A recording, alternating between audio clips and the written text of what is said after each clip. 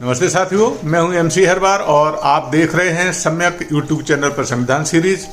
पूर्व में हम आर्टिकल 16 के बारे में विस्तृत रूप से चर्चा कर चुके हैं। सभी आर्टिकल सम्यक चैनल यूट्यूब पर उपलब्ध हैं। आज हम संविधान के आर्टिकल 16(2) के बारे में जानने की कोशिश करेंगे।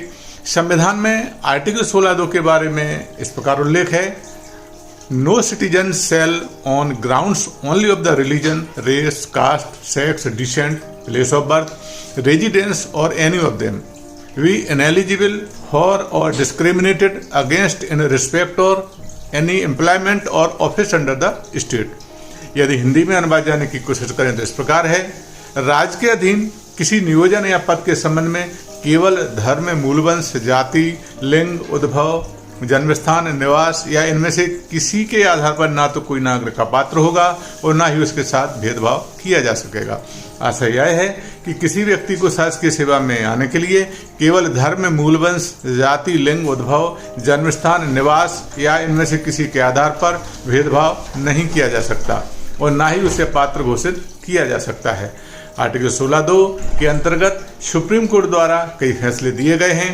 उनमें से कोई एक प्रकरण को हम जानने की कोशिश करते हैं। यह प्रकरण है गजुला दशरथ रामाराव बनाम आंध्र प्रदेश राज्य 6 दिसंबर 1960। इस प्रकरण का फैसला सुप्रीम कोर्ट की bench justice S K. Das, justice M. Hidayatullah, justice K C. Das, justice Sai, justice J C. Ayyangar, justice N. Rajagopal द्वारा दिनांक 6 दिसंबर 1960 को दिया गया था। इस फैसले में सुप्रीम कोर्ट की बेंच ने वंश के आधार पर व्यक्ति को दी गई नौकरी के आदेश को निरस्त कर दिया गया था। इस प्रकरण को आज हम जान लेते हैं। आंध्र प्रदेश राज्य में पी नाम का एक काफी बड़ा गांव था।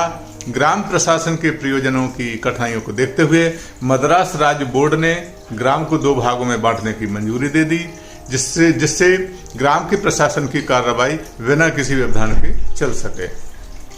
पी को 2 गांव क्रमशः पी और डबल पी में विभाजन कर दिया गया। गांव के विभाजन पर मूल गांव जो पी नाम से था वो सभी वंशानुगत ग्राम कार्यालयों का अस्तित्व अब समाप्त हो गया। अब मद्रास राज्य वंशानुगत ग्राम कार्यालय अधिनियम 1895 की धारा 6(1) के अंतर्गत 2 गांवों के लिए अलग अलग 2 नए कार्यालय बनाए गए। मद्रास राज्य वंशानुगत ग्राम कार्यालय अधिनियम 1895 की धारा 6(1) में अन्य बातों के साथ साथ यह प्रावधान किया गया था कि ऐसे नए कार्यालयों को भरने के लिए व्यक्तियों को चुनने में कलेक्टर उन व्यक्तियों का चयन करेगा जिन्हें वह समाप्त किए गए कार्यालयों के अंतिम धारकों के परिवारों में से सर्वश्रेष्ठ योग्य समझे। यद्यपि राज्य अधिकारियों द्वारा पीपी के ग्राम मुंसिफ के पद के लिए आवेदन आमंत्रित कर दिए गए थे और पिटिशनर ने अन्य लोगों के साथ आवेदन किया था। प्रतिवादी क्रमांक 4 पी गांव के मुंसिफ के पुत्र थे।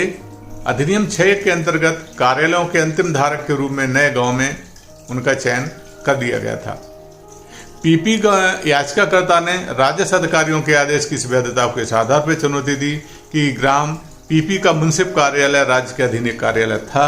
अधिनियम की धारा 6(1) में केवल वंश के आधार पर एक नागरिक के रूप में उनके साथ भेदभाव किया गया है और संविधान के समान अवसर की गारंटी का उल्लंघन किया गया है।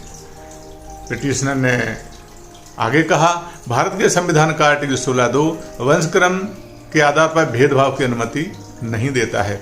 उत्तरदाताओं ने सुप्रीम कोर्ट में यह दलील दी कि पीपी ग्राम का मुंसिफ कार्यालय राज्य के तहत एक कार्यालय है, कानून द्वारा मान्यता प्राप्त है और उसे राज्य द्वारा विनियमित किया गया है। अतः आर्टिकल 16(2) की धारा मद्रास राज्य वंशानुगत ग्राम कार्यालय अधिनियम 1895 पर लागू नहीं होती है, क्योंकि राज्य द्वारा परिलब्धियों का पहले से ही हक और अधिकार उन्हें दिया गया है। उच्चतम न्यायालय ने धारा 6 को अवैध घोषित कर दिया, क्योंकि मद्रास राज्य वंशानुगत ग्राम कार्यालय अधिनियम 1895 की यह धारा वंशक्रम के आधार पर भेदभाव करती है, जो आर्टिकल 16(2) द्वारा वर्जित है। सुप्रीम कोर्ट ने आगे अपने फैसले में कहा कि अधिनियम के अनुसार ग्राम मुंसिफ का पद राज्य के अधीन एक पद है, क्योंकि इस पद पर नियुक्ति कलेक्टर के द्वारा दी जाती है। वेतन या भर्ती राज्य द्वारा भी दिए जाते हैं। अतः इस पद पर नियुक्ति केवल वंश के आधार पर नहीं दी जा सकती। इस प्रकार पिटिशनर श्री गजुला दशरथ रामाराव द्वारा दायर की गई पिटीशन सुप्रीम कोर्ट के द्वारा स्वीकार कर ली गई एवं कलेक्टर के द्वारा दी गई मुंसिफ की नियुक्ति निरस्त कर दी गई। तो साथियों, यह थी आर्टिकल 16(2) के अंतर्गत एक प्रकरण की जानकारी जो आपकी ओर प्रस्तुत की गई है।